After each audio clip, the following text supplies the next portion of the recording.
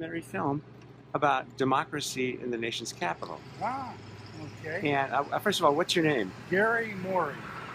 And how do you spell your last name, Gary? Morey. Oh, hey, Gary. I'm Steve Kolb.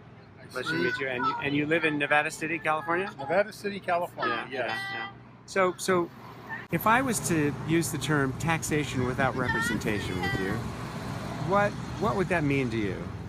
Well, I believe it could possibly be our government that exists today. Yeah. I think our legislative body has gotten so far away from those of us that live here out in the country and around the United States that we're not fairly represented at all. I think a great representation of that, and perhaps I misunderstood this years ago, but George Bush Sr. was touring around town, and he saw that they had barcodes at one of the grocery stores, and he said, "What is this?" And they said, "Well, it keeps track of inventory and costing and so forth." And he said, "This is spectacular. We got to get this throughout the entire country." And his aide said, "It already is, sir." Out of touch. Yes, Yeah. out of touch. Yeah. And it's gotten worse. I just feel that Washington is so extremely out of touch with us that we live in different worlds. 660,000 people, way more than live in your area, live in the District of Columbia and have no representation in Congress or the Senate.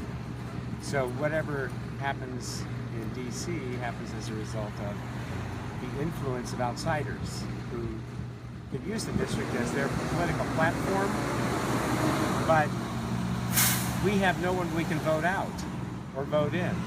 We really have no one we can complain to. Totally unrepresented. Totally. We do have one non-voting delegate who's been in Congress for roughly 2 decades who can speak for us in committee, but she has no vote on whether we go to war or whether the taxes are raised or lowered. Nothing. Does that make sense to you? It's a cautious statement that I would have to make because I believe our forefathers were very concerned about the folks in Washington, D.C. Voting themselves in a community with which they would live in that would even be more segregated from the United States. So I'm so frightened of the folks, and I feel that if Washington, D.C., you folks, the 600,000 people who live in Washington, D.C., had a representation in government, somehow our Senate, Congress, the legislative body would somehow take control. You would lose control of your vote, of your representation, and it would become even more of a party house than it already is for a very select few. So not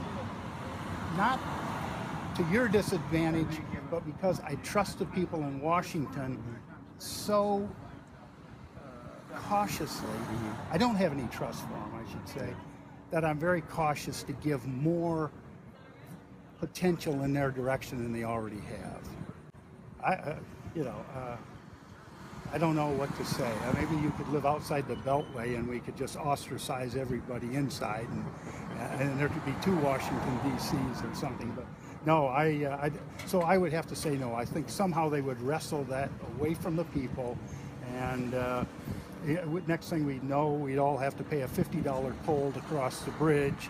Once we were in town, we would have a police escort wherever we would go, so that it could get totally out of hand.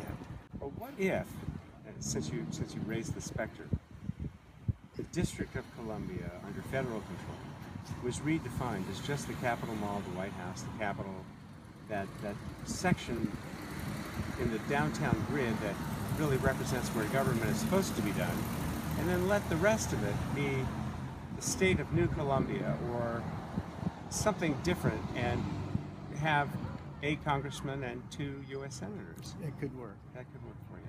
Yes. Yeah. So as long as the District of Columbia encompasses both the federal government and its people, Yes. that's a problem for you, the geographic Yes. boundaries. Okay. That could work. Yeah, okay. Yeah. I just don't want to see any more power Yeah. heading towards the federal government.